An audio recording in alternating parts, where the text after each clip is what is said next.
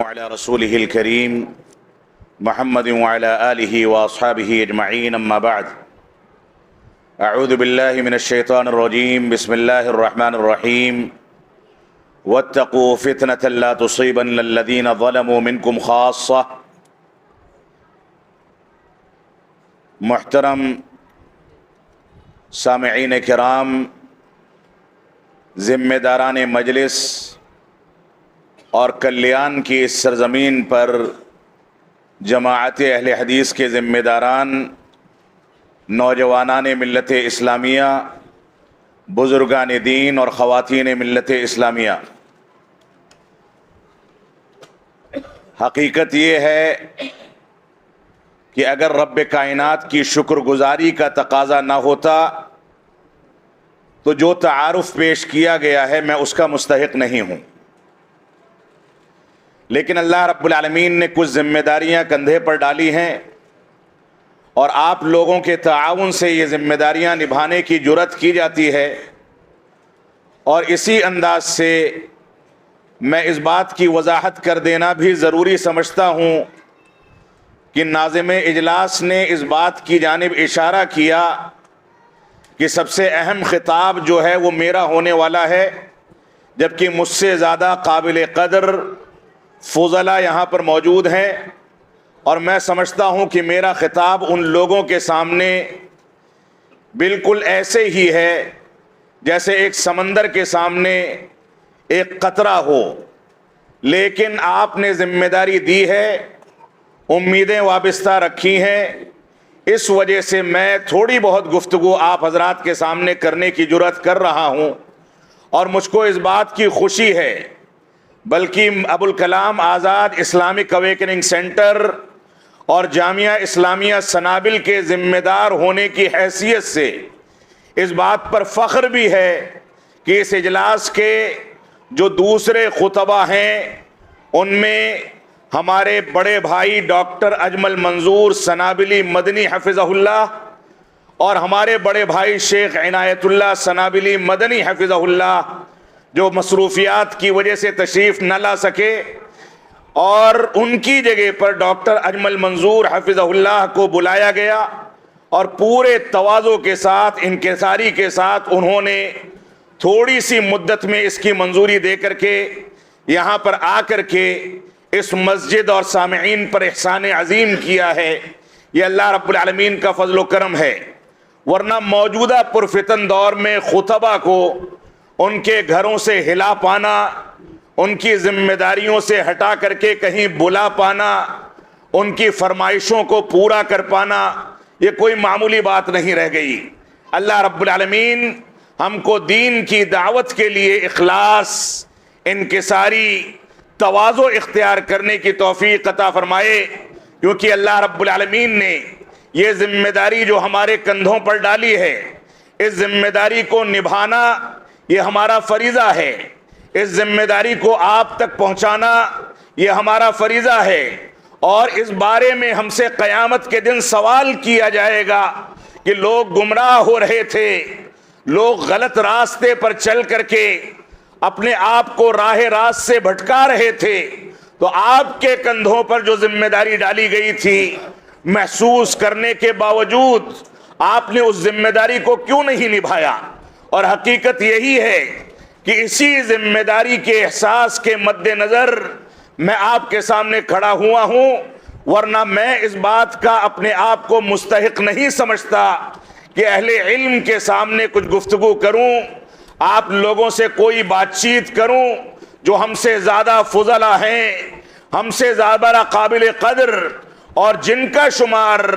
ہندوستان ہی نہیں بلکہ دوسرے مقامات پر بھی اللہ رب العالمین کے فضل و کرم سے اہل علم میں اور منہج سلف کی صراحت کے سلسلے میں اللہ رب العالمین کے فضل و کرم سے قدر و منزلت اور عزت و وقار کے ساتھ لیا جاتا ہے۔ یہ اللہ رب العالمین کا کرم ہے۔ اللہ رب العالمین ہم کو دعوت و تبلیغ کے اس میدان میں استقامت اختیار کرنے اور لومۃ لائم، ملامت کرنے والوں کی ملامت سے بے خوف ہو کر کے جہاں امر بالمعروف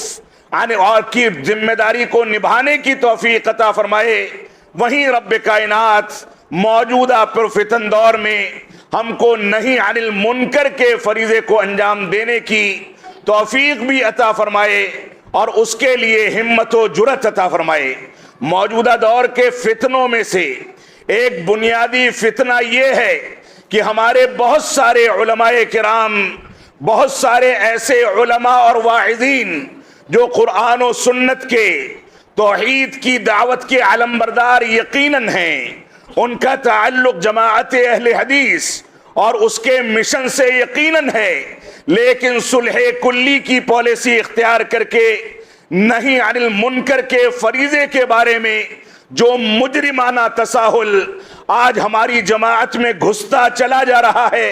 اللہ کے واسطے اس چیز سے توبہ کر کے اپنے آپ کو قرآن و سنت کی جانب پھیرا جائے اور امر بالمعروف کے فریضے کی انجام دہی کے ساتھ ساتھ نہی عن المنکر کے فریضے کو انجام دینا، اس کو بھی اپنی ذمہ داری سمجھا جائے۔ اگر انسان برائیوں سے لوگوں کو روکتا نہیں ہے تو توحید کی جانب محض دعوت دینے کا کوئی فائدہ نہیں۔ ہماری یہ ذمہ داری ہے کہ ہم لوگوں کو یہ بتائیں کہ توحید کا مقام کیا ہے، توحید کی عظمت کیا ہے، توحید کی اہمیت کیا ہے۔ وہیں ہماری یہ بھی ذمہ داری ہے کہ ہم لوگوں کو بتائیں کہ شرک کی قباحت کیا ہے، شرک کی برائیاں کیا ہیں، نہی عن المنکر کی اہمیت کیا ہے اور امر بالمعروف کا مقام کیا ہے۔ جہاں ہم ایک جانب لوگوں کو یہ بتائیں کہ اتباع رسول کی عظمت کیا ہے، وہیں دوسری جانب یہ بتانا بھی ہمارا فریضہ ہے کہ بدعات و خرافات نے دنیا کے اندر جو گل کھلائے ہیں اور وقتی طور پر چمک دمک کے ساتھ، خوبصورتی کے ساتھ اور اچھے لگنے والے نعروں کی شکل میں بدعات و خرافات کو دین کا اور اسلام کا نام دے کر کے جس انداز سے عام کیا جا رہا ہے، یہ ہمارے لیے ایک بڑا المیہ ہے، بڑا چیلنج ہے۔ اللہ رب العالمین ہم کو اس کا سامنا کرنے اور پوری استقامت کے ساتھ اس پر جم کر کے چلنے کی توفیق عطا فرمائے۔ آج کے خطاب میں میرا جو موضوع مجھ کو دیا گیا ہے اس کی صراحت کر کے میں اصل خطاب پر آنا چاہوں گا۔ موضوع ہے عقیدہ و منہج سے متعلق بعض فتنے اور اس سے بچنے کی تدابیر کیا ہیں۔ منہج و عقیدے کے بارے میں کون سے ایسے فتنے ہیں جو معاشرے میں ابھرتے چلے جا رہے ہیں اور جس کے نتیجے میں وہ افراد بھی جو توحید کے علمبردار ہیں وہ بھی اس میں مبتلا ہو کر کے، اس کا شکار ہو کر کے اپنے ایمان اور اپنے اسلام کو ضائع کر رہے ہیں۔ صحیح بخاری کی روایت ہے، رسول اکرم صلی اللہ علیہ وسلم نے فرمایا کہ ایک دور فتنوں کا ایسا آنے والا ہے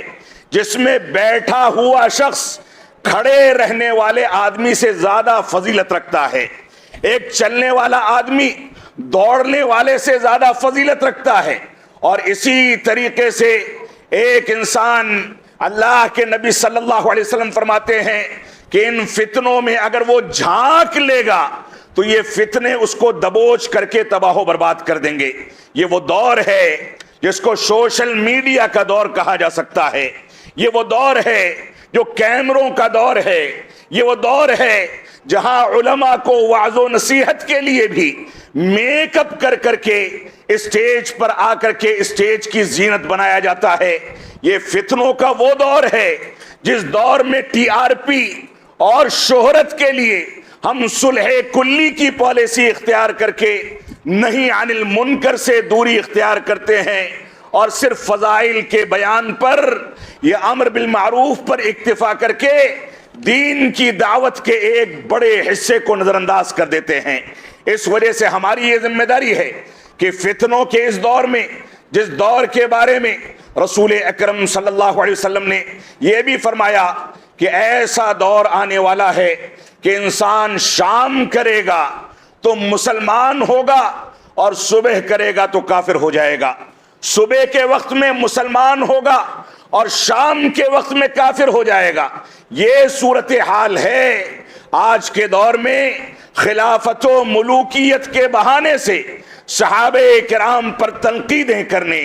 ان کی تنقیص بیان کرنے، صحابہ کرام کی عظمت کے باوجود آج کے دور میں ایسے دعات فتن موجود ہیں جو صحابہ کرام پر اپنی رائے قائم کر کے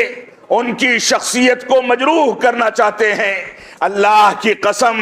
جو صحابہ کرام کے بارے میں ایک سیکنڈ کے لیے بھی یہ سوچ لے کہ صحابہ کرام نے دین کے معاملات میں کوئی کوتاہی کی ہے، کسی انداز کی لاپرواہی اور سستی سے کام لیا ہے، تو اللہ کی قسم وہ صحابی رسول پر طعن نہیں کرتا، بلکہ وہ اللہ کے رسول پر طعن کرتا ہے، اللہ رب العالمین پر طعن کرتا ہے، قرآن پاک پر طعن و لعن کرتا ہے، اور پورے اسلام کو مطعون کر کے اسلام کو ملیہ میٹ کرنا چاہتا ہے اور مٹا دینا چاہتا ہے۔ یہ فتنوں کا دور ہے۔ اس دور میں جس انداز سے قرآن و سنت کی پیروی کرنے کا منہج سلف کی روشنی میں ہم کو حکم دیا گیا، اس دور میں ہم اس سے متعلق کوتاہی کا شکار نظر آتے ہیں، اور حقیقت یہ ہے کہ وہ جماعت جس نے اسی ملک میں 5 لاکھ علماء کرام کو اس ملک کی آزادی کے لیے شہادت کے بھیٹ چڑھا دیا، جس جماعت کے علماء اس ملک میں امن و سلامتی کے قیام کے لیے ساری قربانیاں دے کر کے گزر گئے، جیل کی سلاخوں کے پیچھے پوری زندگی گزاری، ان علماء کرام کی قربانیوں کو نظر انداز کر کے آج اسی جماعت میں اگر چند گنے چنے افراد منہج سلف کی صراحت اور نہیں عن المنکر کے فریضے کی انجام دہی کے تحت کسی پر نکیر کرتے ہیں، تو وہ دنوں رات اس بات کو محسوس کرتے ہیں کہ وہ اپنے لوگوں کے درمیان اجنبی ہو گئے ہیں۔ ان کو سراہنے والا، ان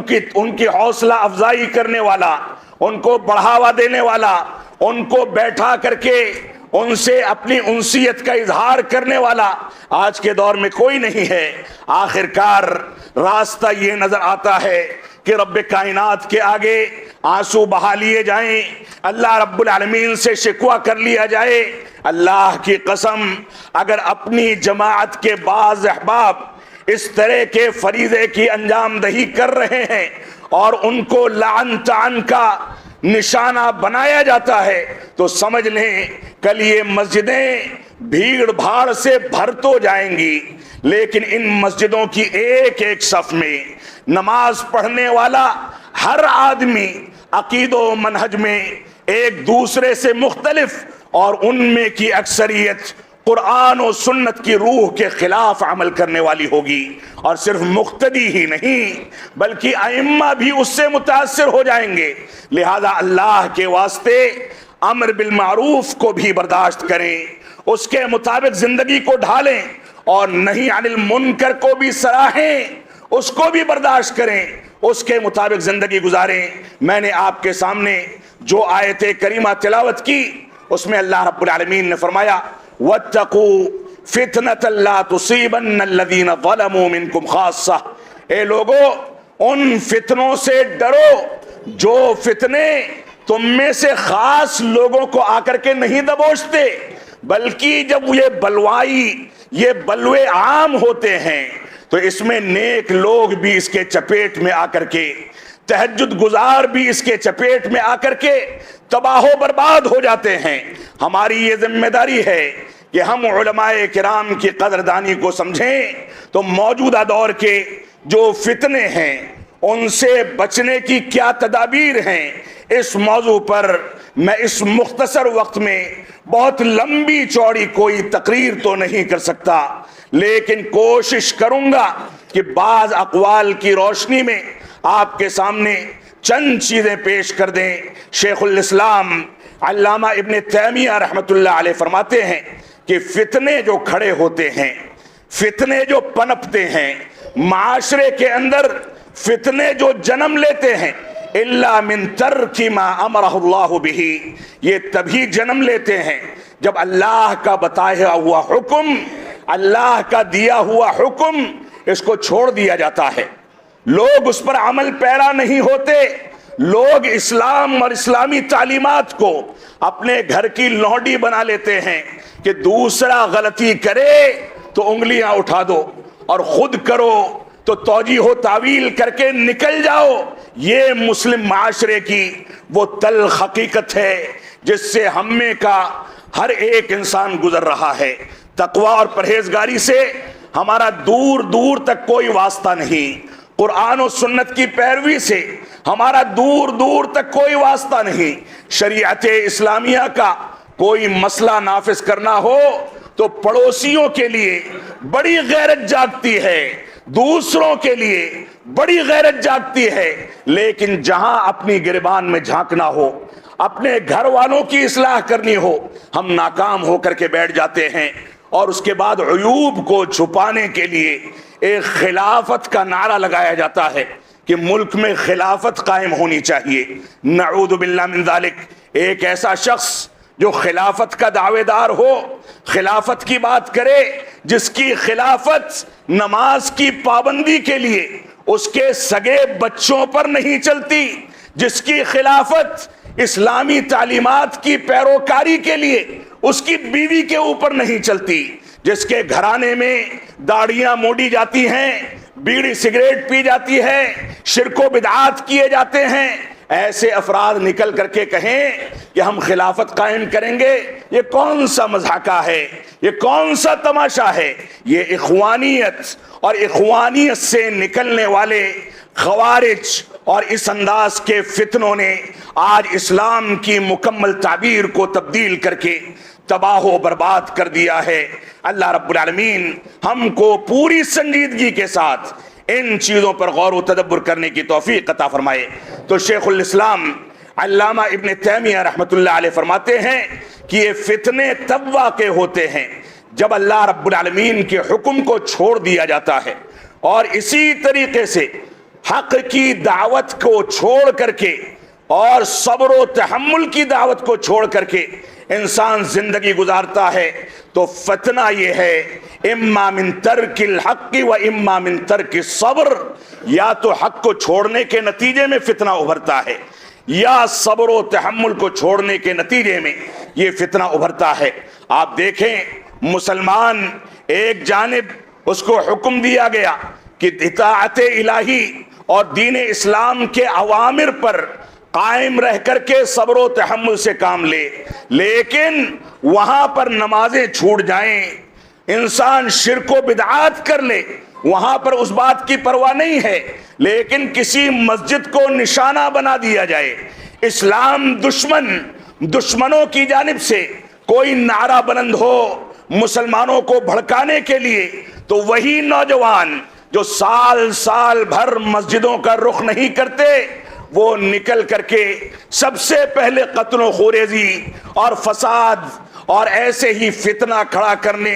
اور مظاہروں کی ناجائز اور غلط پالیسیوں کو اختیار کر کے ملک کے اندر بے چینی پیدا کرنے کے لیے آگے آگے نظر آتے ہیں۔ ان سے پوچھا جائے کہ انہوں نے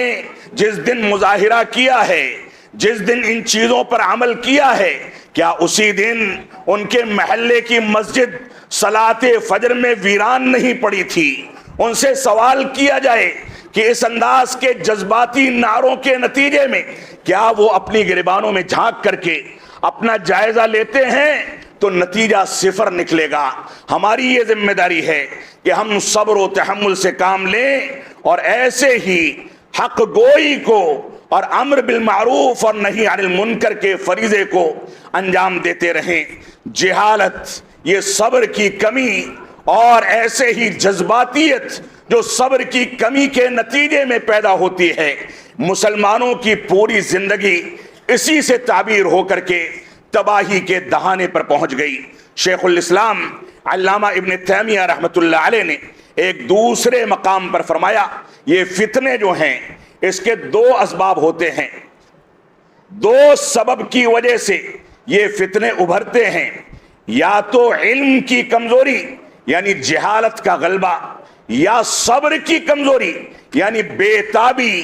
بے چینی، جذباتیت، شدت پسندی اور خوارج کے ذہن کو اخذ کر لینے کے نتیجے میں صبر و تحمل سے دوری، یہ دو چیزیں ایسی ہیں جس سے فتنے ابھرتے ہیں۔ انسان اگر علم نہ رکھتا ہو،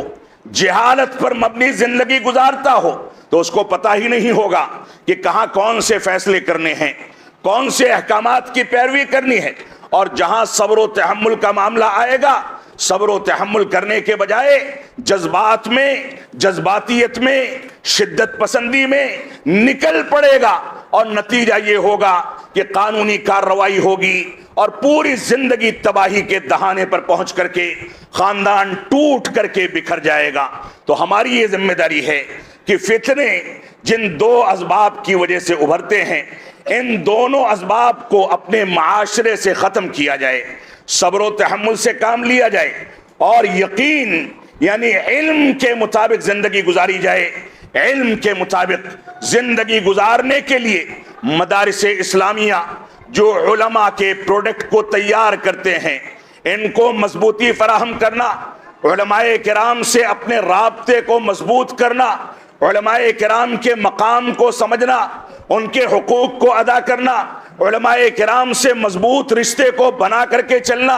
علماء کرام کی رہنمائی میں زندگی گزارنا، یہ ہماری ذمہ داری ہے کہ ہم جہل کو دور کرنے اور علم و یقین پر زندگی کو استقامت فراہم کرنے کے لیے علماء کرام سے جڑیں، تب جا کر کے ہماری زندگی سے یہ فتنے دور ہوں گے اور ہم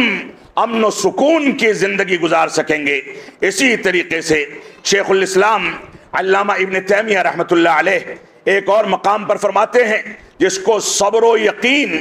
اور ایسے ہی شکر گزاری کی صفت سے متصف کر دیا گیا، جس کے اندر صبر کی صفت پیدا کر دی گئی اور یقین کی صفت پیدا کر دی گئی۔ جعلہ اللہ اماما فی الدین، اللہ رب العالمین اس کو دینی معاملات میں، اسلامی معاملات میں، دین کے امور میں امامت کا مقام عطا فرماتا ہے۔ کون سی دو چیزیں ہیں؟ آپ کو دین میں امامت کا درجہ لینا ہے تو صبر اور یقین کے ساتھ زندگی گزاریں۔ یقین در حقیقت علم کا دوسرا نام ہے، کیونکہ علم کی تعریف یہی ہے کہ جس چیز پر یقین حاصل کر لیا جائے، جن چیزوں کے اندر شبہات ہوں، جہالت کی آمیزش ہو، وہ یقین نہیں ہو سکتا، وہ علم نہیں ہو سکتا۔ لہذا ہماری یہ ذمہ داری ہے کہ موجودہ پرفتن دور میں ہم قرآن و سنت کی جانب رجوع کریں۔ اس دنیا کے اندر دو فتنے عموماً مسلمانوں کو گھیر کر کے چل رہے ہیں، ایک شبہات کا فتنہ ہے، ایک شہوات کا فتنہ ہے۔ انسان نفس پرستی لے کر کے چلے، حسن اخلاق کو کنارے کر دے، زناکاری، نشہ آور چیزوں کے استعمال، جھوٹ بولنے اور ان ساری کی ساری چیزوں میں وہ اپنی نفس پرستی کی جانب مائل ہو جائے، یہ شہوات کا فتنہ ہے۔ اس فتنے سے انسان کی ذات کو نقصان پہنچتا ہے۔ وہ سیاہ کاروں میں، جھوٹوں میں لکھا جاتا ہے، لیکن شبہات کا فتنہ یہ شیطان کا سب سے بڑا حربہ ہے۔ شیطان اسی وجہ سے شبہات پیدا کرنے کے لیے ایک مسلمان سے پوچھتا ہے کہ تم کو کس نے پیدا کیا، تم کو کس نے پیدا کیا، تم کو کس نے پیدا کیا؟ وہ مسلمان جواب دیتا ہے کہ میرے رب نے پیدا کیا ہے۔ شیطان اسی سوال پر اس کو باقی رکھ کر کے اپنے سے قریب کرتا ہے اور اس کے بعد کہتا ہے کہ تم کو تو تیرے رب نے پیدا کیا ہے، تیرے رب کو کس نے پیدا کیا؟ یہی شبہات کا فتنہ ہے جو دین اسلام کے عقائد میں، مناہج اسلامیہ میں اور منہج سلف میں پیدا کر کے آج شیطان کامیاب ہوتا اور مسکراتا نظر آتا ہے۔ کہیں اخوانیت کے نام پر اس شیطان کو کامیاب ہونے کا موقع ملتا ہے، کہیں صحابہ کرام کی تنقیص کے نام پر اس شیطان کو کامیاب ہونے کا موقع ملتا ہے، کہیں بعض صحابہ کو اپنی فقہی آرا کی حمایت میں ان سے روایتیں نہ ملنے کی بنیاد پر غیر فقیہ کہہ دینے اور غیر فقیہ ہونے کا فتویٰ دینے کے نام پر یہ شیطان مسلم معاشرے میں کامیاب ہوتا ہے، کہیں خلافت و ملوکیت کے بہانے سے صحابہ کرام پر تنقیدیں کرنے والوں کے زیر اثر مسلمانوں کو ڈال کر کے یہ شیطان کامیاب ہوتا ہے۔ تو یہ شبہات کا فتنہ یہ بہت خطرناک فتنہ ہے۔ اس فتنے سے بچنا تبھی ممکن ہو پائے گا جب ہم دینی تعلیمات سے، منہج سلف سے قریب آئیں، اور منہج سلف کو سمجھنے کے لیے علماء کرام کی رہنمائی، علماء کرام کی صحبت اور علماء کرام کو تیار کرنے والے وہ منبع و مصدر جو قال اللہ اور قال الرسول کی صداؤں کو بلند کرنے اور استحکام فراہم کرنے کے لیے اس دنیا میں وجود میں دیے گئے، ان کو مضبوط نہ کیا جائے۔ معاف فرمائیں گے، اگر یہ مدارس اسلامیہ ایسے ہی کمزور ہوتے رہے تو اللہ کی قسم کوئی ایسا قابل اعتماد امام یا خطیب نہیں ملنے والا جو آپ کی مسجد میں امامت و خطابت کا فریضہ انجام دینے کے بعد آپ کے سوالوں کا تشفی بخش جواب دے سکے۔ اللہ کے نبی صلی اللہ علیہ وسلم نے اسی وجہ سے فرمایا کہ ان اللہ لا يقبض العلم انتزاعا، کہ اللہ رب العالمین اس علم کو ایک ساتھ نہیں اٹھاتا، ولیکن يقبض العلم بقبض العلماء، بلکہ علماء کو دھیرے دھیرے اٹھا کر کے اس دنیا سے علم کو رخصت کیا جاتا ہے۔ یہاں تک کہ لوگ، ایک دور ایسا آئے گا کہ جاہلوں کو اپنا مفتی بنا لیں گے، وہ جاہل جہالت کے باوجود، علم نہ ہونے کے باوجود ان کو جواب دیں گے، فضلوا اضلوا، خود بھی گمراہ ہوں گے اور ان کو بھی گمراہ کریں گے۔ یہ دور آ چکا ہے۔ سوشل میڈیا پر غیر علماء واعظین، انجینئرز، ڈاکٹرز اور اس انداز کے لوگوں کو سننے کا جو رواج ہے، اس کو سننے کے بعد ہمارا نوجوان علماء کی سادگی والی دعوت کو نہیں سننا چاہتا، علماء کی صحبت میں بیٹھ کر کے رہنمائی حاصل نہیں کرنا چاہتا۔ ہر انسان کی جیب میں موبائل نام کا ایک شیطان موجود ہے اور انگلیوں میں یہ ہنر موجود ہے کہ اپنے مسائل خود ذہن میں پیدا ہوں، خود سرچ کیا جائے، خود اس کا حل کر دیا جائے اور شیخ گوگل یا علامہ گوگل کے ذریعے اپنی زندگی کو تباہی کے حوالے کر دیا جائے۔ معاف فرمائیں گے، آج یہ کیمروں کی رمق دمق اور کیمروں کا دور، سوشل میڈیا کا دور، اس نے منہج سلف کو کہیں نہ کہیں اس ناحیے سے نقصان یقیناً پہنچایا ہے کہ غیر علماء کو اس کے ذریعے سے لوگوں کے سامنے متعارف کرایا جائے اور مستحق علماء ربانی اس سے دور رہنے کے نتیجے میں گمنام ہو کر کے زندگی گزاریں، وہ اپنے بستروں پہ اپنی آخری عمر میں پڑے رہیں، ان کے بخار کو پوچھنے والا، ان کی صحت کو پوچھنے والا، ان کو دوائیں دلانے والا، ان کے لیے کھانے پینے کا انتظام کرنے والا، ان کو سہارا دینے والا کوئی نہ ہو۔ جس قوم میں علماء اتنی غربت کی زندگی گزاریں اور غیر علماء کو کندھے پر بیٹھا کر کے دنیا کے سامنے پیش کیا جائے، معاف فرمائیں گے، ہم نے اس کے ذریعے اپنی تباہی کو دعوت دی ہے۔ اللہ رب العالمین ہم کو اس تباہی سے بچنے اور دور رہنے کی توفیق عطا فرمائے۔ تو یہ فتنوں کا دور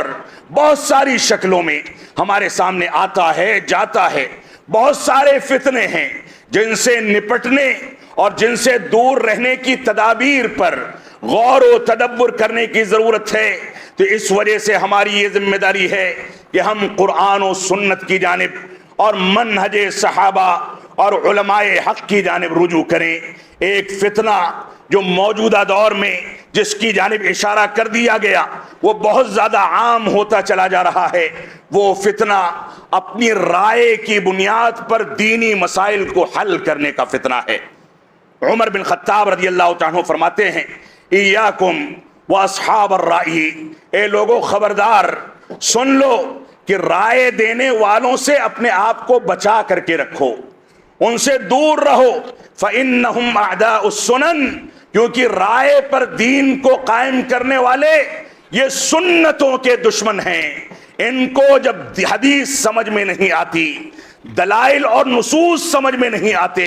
اور کیسے سمجھ میں آئیں گے؟ نہ ان کو عربی زبان آتی ہے، نہ درس نظامی میں انہوں نے مطالعہ کیا ہے، نہ علماء کی صحبت اختیار کی ہے، جب ان کو حدیثیں سمجھ میں نہیں آتی اور حروف اور اکشر جو ہوتے ہیں کتابوں کے، جب اس کو دیکھتے ہیں تو سر گھومنے لگتا ہے۔ ان کو حدیثوں کے حصول نے جب تھکا دیا، اس کی اہلیت نہیں رکھتے، تو ایسی صورت میں ان کا وطیرہ کیا ہے؟ ان کا وطیرہ ہے فقالوا بالرأی، تو ان لوگوں نے رائے کی بنیاد پر گفتگو کرنی شروع کی، فضلوا واضلوا، خود بھی گمراہ ہو گئے اور لوگوں کو بھی گمراہ کر دیا۔ یہ صورتحال ہمارے معاشرے کی بنتی چلی جا رہی ہے۔ اللہ رب العالمین ہم کو اس سے دور رہنے کی توفیق عطا فرمائے۔ موجودہ دور کے فتنوں میں ایک فتنہ یہ ہے کہ بدعات و خرافات کو اسلام کے نام پر انجام دینے کا رواج بڑھتا چلا جا رہا ہے۔ اور میں آپ کو ایک واقعہ بتاتا ہوں۔ ہندوستان کی ایک خاتون جب مدینہ منورہ حج کے لیے پہنچتی ہے، گنبد خضرا کو دیکھ کر کے، اگرچہ ہم اس تعمیر سے اتفاق نہیں رکھتے، مسجدوں کے اوپر یا اسی طریقے سے قبروں کے اوپر یہ گنبد بنانے کا رواج یہ غیر اسلامی ہے، اور قبروں کے اوپر تعمیر تو حرام ہے، لیکن جب وہ پہنچتی ہے تو وہ پوچھتی ہے کہ یہ کیا چیز ہے۔ لوگوں نے کہا یہ ہمارے آخری رسول جناب محمد الرسول اللہ صلی اللہ علیہ وسلم کی قبر مبارک ہے۔ وہ اس نے دیکھ لیا، دین اور اسلام کے نام کی کوئی چیز اس کے اندر موجود نہیں تھی۔ جب اس کو مکہ لے جایا جاتا ہے، حرم میں پہلے روز داخل ہوتی ہے تو یہ سمجھتی ہے وہاں پیارے حبیب کی قبر تھی، یہ خانہ کعبہ شاید اللہ رب العالمین کی قبر ہے۔ جہالت کا یہ عالم ہے، مسلمانوں کی یہ پوزیشن ہے۔ علماء کی ذمہ داری مرور ایام کے ساتھ بڑھتی چلی جا رہی ہے۔ ہم کو سمجھنا ہوگا، اس بات کو سمجھ کر کے چلنا ہوگا کہ ہم کہاں کھڑے ہیں اور ہماری ذمہ داریاں کیا ہیں۔ تو بدعات کو اور خرافات کو نظر انداز کرنا، اہل بدعت سے دوری اختیار کرنا، یہ ہماری ذمہ داری ہے۔ اعتدال کے نام پر ہم اہل بدعت کے ساتھ اٹھے بیٹھیں، ان کو سراہیں، ان کی کتابوں کو پڑھنے کی تلقین کریں، اعتدال کے نام پر ان کے مضامین کو شائع کریں، یہ اہل بدعت، یہ اہل سنت والجماعت کا وطیرہ نہیں ہے۔ بلکہ اعتدال کا صحیح مفہوم یہ ہے کہ اگر ڈاکٹر کے پاس کوئی مریض جاتا ہے، اس کے پاس ٹیومر ہے، تو ڈاکٹر اگر اس پر رحم کرے گا تو ٹیومر دھیرے دھیرے سارے جسم کے لیے ناسور بن جائے گا۔ ڈاکٹر شدت اختیار کر کے پہلے ہی مرحلے میں اس ٹیومر کو کاٹ کر کے پھینک دیتا ہے تاکہ بقیہ جسم کو تحفظ فراہم کیا جا سکے۔ نہیں عن المنکر اسی سے تعبیر ہے۔ اس کی دنیاوی مثالوں میں ایک مثال یہ بھی ہو سکتی ہے، علامہ ابن القیم رحمۃ اللہ علیہ فرماتے ہیں کہ جب یہ دل اذا اشتغلت بالبدع، جب یہ دل بدعات کے ساتھ مشغول ہو جاتے ہیں تو سنتوں سے اعراض کرنے لگتے ہیں۔ جو انسان بدعت میں جتنا زیادہ مبتلا ہوگا اتنا زیادہ سنت سے دور ہوتا چلا جائے گا۔ اور بعض اسلاف کا قول ہے کہ جب کوئی بدعت دنیا میں جنم لیتی ہے تو کوئی سنت مٹا دی جاتی ہے، لہذا سنت کو باقی رکھنا ہے تو بدعات کو مٹاتے رہیں، بدعات کے خلاف علم جہاد بلند کرتے رہیں، اس کے بغیر ہماری زندگی کبھی کامیاب نہیں ہو سکتی۔ اور شیخ الاسلام علامہ ابن تیمیہ رحمۃ اللہ علیہ فرماتے ہیں حق سے اعراض کرنے والا، حق سے استکبار کرنے والا، یہ ہمیشہ فتنوں میں اور باطل میں مبتلا ہونے کے ساتھ اللہ رب العالمین اس کو گمراہ کرتا ہے۔ انسان اگر حق سے منہ موڑ لے، حق کی بات سامنے آئے اور اس کو تسلیم نہ کرے تو ایسی صورت میں اس کے اس اعراض کے نتیجے میں اللہ رب العالمین اس کو باطل میں مبتلا کر کے گمراہ کر دیتا ہے۔ لہذا حق پر اگر قائم رہنا ہے تو باطل کو دور کیجئے، اہل باطل سے دوری اختیار کیجئے، بدعات و خرافات سے دوری اختیار کیجئے اور اہل بدعت سے براءت کا اعلان کیجئے، تبھی آپ کامیاب ہو پائیں گے۔ اسی طریقے سے شیخ الاسلام علامہ ابن تیمیہ رحمۃ اللہ علیہ فرماتے ہیں کہ کبھی بھی آپ کسی بدعتی کو سنت سے محبت کرنے والا نہیں پا سکتے۔ بدعتی جو ہوتا ہے وہ اپنی بدعت سے محبت کرتا ہے، اور بدعتی ہمیشہ حق کو چھپانے کا عادی ہو جاتا ہے۔ وہ دلائل آپ کے سامنے بیان نہیں کرتا، اگر بیان کرے گا تو اس کی بدعت کو ضرب پہنچے گی اور اس کا گورکھ دھندا اور اس کی دکان بند ہو جائے گی۔ تو فرماتے ہیں کہ مبتدع اور بدعتی ہمیشہ حق کو چھپانے کا اور دلائل کو چھپانے کا کام کرتا ہے، اور بالخصوص ان دلائل کو جو دلائل اس کے موقف کے خلاف ہیں۔ اسی طریقے سے وہ اس بات سے نفرت کرتا ہے کہ سنت کو ظاہر کیا جائے، اس بات سے نفرت کرتا ہے کہ سنت کی روایت کی جائے، اس بات سے نفرت کرتا ہے کہ سنت کے بارے میں گفتگو کی جائے۔ اور فرماتے ہیں کہ بعض سلف کا کہنا ہے من ابتدع احد الا نزعت حلاوۃ الحدیث من قلبہ، کہ جب بھی کوئی انسان بدعت کو اختیار کرتا ہے تو اس کے دل سے سنت کی حلاوت اور حدیث کی حلاوت کو ختم کر دیا جاتا ہے، وہ اس کی لذت کو محسوس نہیں کر سکتا۔ اور جب بھی انسان بدعات و خرافات میں مبتلا ہوتا ہے تو وہ سنت سے دور ہوتا چلا جاتا ہے۔ ابو ادریس خولانی رحمۃ اللہ علیہ فرماتے ہیں، معروف امام و فقیہ گزرے ہیں، فرماتے ہیں کہ میں اگر دیکھتا ہوں کہ مسجد کے اندر آگ لگ گئی ہے، اس کو بجھانے کی طاقت میرے اندر ہے، اور وہیں پر میں یہ دیکھتا ہوں کہ مسجد کے اندر بدعات و خرافات رواج پکڑ رہے ہیں، تو میں بدعات کو مٹانے اور بدعات کو ختم کرنے، بدعات کے خلاف آواز بلند کرنے کو ترجیح دوں گا، کیونکہ آگ سے ہونے والے نقصانات تو پورے کیے جا سکتے ہیں، لیکن بدعت کے نتیجے میں ایمان کی کمزوری اور منہج سلف سے دوری کا جو خسارہ ہے، اس کو لے کر کے انسان صرف دنیا میں نہیں چلتا بلکہ قبر کے اندر بھی اس کے نتیجے میں اس کو عذاب ہوگا اور آخرت میں بھی ناکام ہوتا چلا جائے گا۔ یہی وجہ ہے کہ ہم کو غور و تدبر کرنا چاہیے، منہج کی سالمیت کے لیے، منہج پر استحکام کے لیے، منہج سلف پر قوت اختیار کرنے کے لیے قبر کے تینوں سوالات پر غور و تدبر اختیار کرنا چاہیے۔ وہ تینوں سوالات فروعات کے بارے میں نہیں ہوں گے، معاملات کے بارے میں نہیں ہوں گے، بلکہ وہ تینوں کے تینوں سوالات منہج سلف کے بنیادی گوشے ہیں کہ تمہارا رب کون ہے، اس کی ربوبیت، اس کی الوہیت، اس کے اسماء و صفات کا حق اگر ادا کیا ہوگا تو اس کا جواب دے سکیں گے۔ اس شخصیت کے بارے میں تم کیا کہتے ہو؟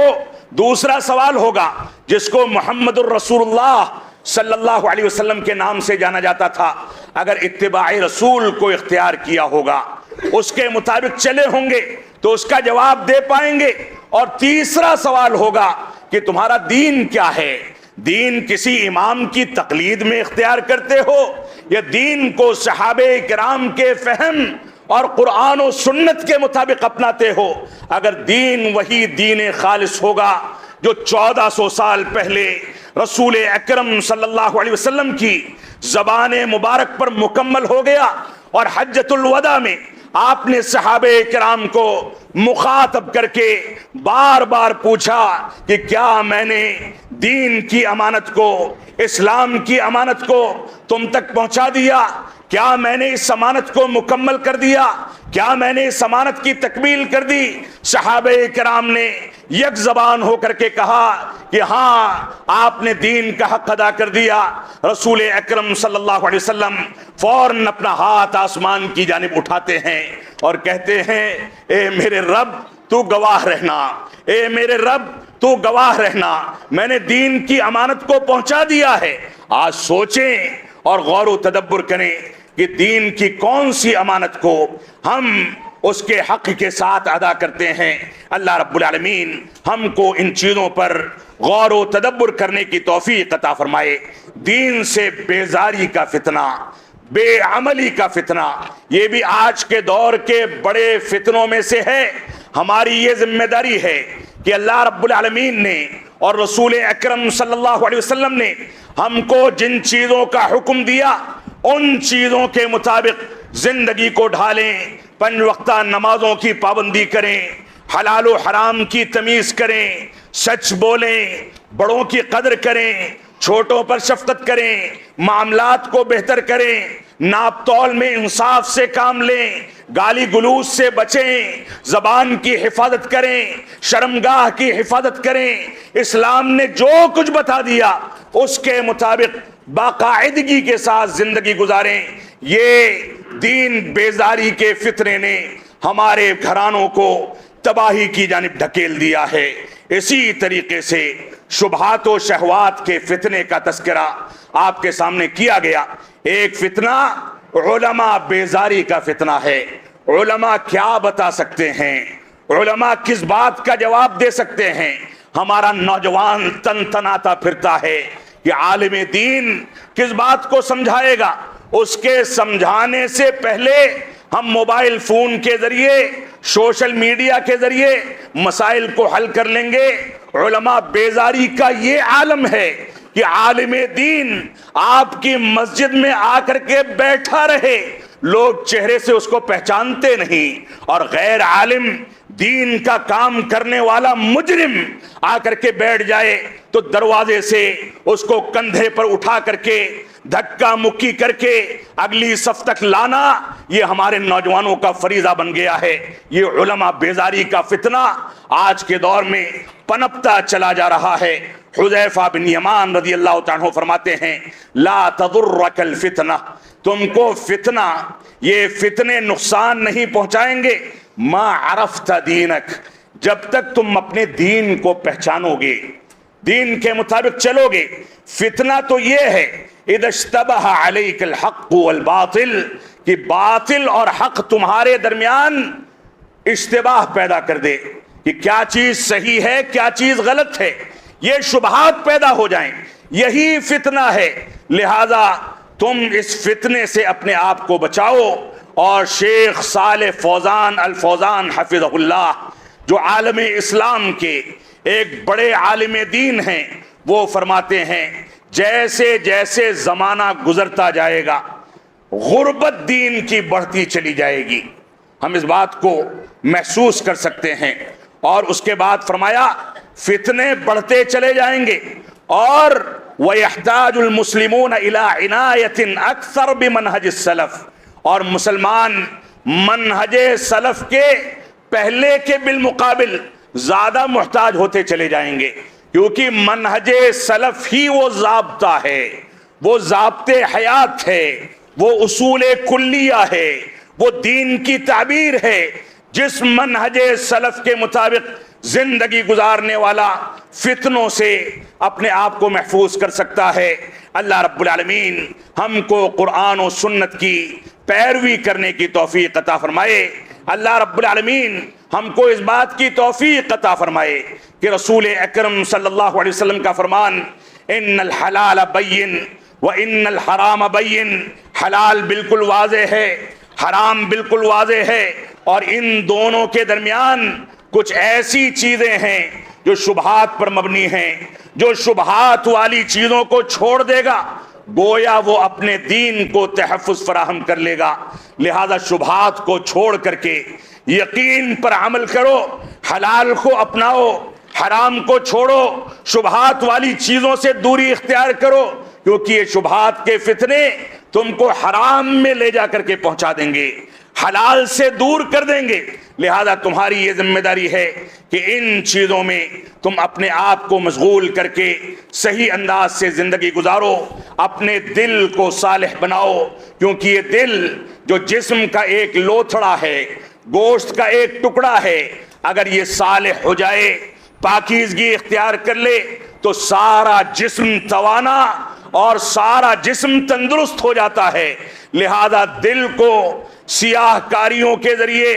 گناہوں کے ذریعے سیاہ نہ کیا جائے، بلکہ اس کی پاکیزگی کا سامان اختیار کیا جائے۔ اللہ رب العالمین ہم کو اس بات کی توفیق عطا فرمائے۔ اگرچہ اس موضوع کا حق ادا نہیں ہو سکا، لیکن ٹوٹے پھوٹے الفاظ میں تھوڑی بہت باتیں میں نے آپ کے سامنے ذکر کی ہیں۔ اللہ رب العالمین کی ذات سے امید ہے کہ آواز آپ کے دلوں میں اتری ہوگی۔ رب کائنات کی ذات سے امید ہے کہ یہ آواز جو آپ کے دلوں میں اتری ہے آپ کے ذریعے آپ کی خواتین تک پہنچے گی، نئی نسلوں تک پہنچے گی، آپ کے پڑوسیوں تک پہنچے گی، آپ کے دوسرے بھائیوں تک پہنچے گی۔ دوسرے مکاتب فکر کے جو لوگ جو جہالت کی بنیاد پر سنت سے دوری اختیار کرتے ہیں ان کو بتانے والا کوئی نہیں کہ بدعت کیا ہے، سنت کیا ہے۔ امید ہے کہ آپ کے ذریعے یہ آواز ان تک بھی پہنچے گی۔ اللہ رب العالمین ہم کو قرآن و سنت کی پیروی کرنے اور منہج سلف پر استحکام اور استقامت اختیار کرنے کی توفیق عطا فرمائے۔ ہم جب تک جئیں تب تک اسلام پر جئیں، جب ہمارا خاتمہ ہو تو ایمان پر ہو۔ وصلی اللہ علی نبینا محمد وعلی آلہ وصحبہ وسلم۔ والسلام علیکم ورحمۃ اللہ وبرکاتہ۔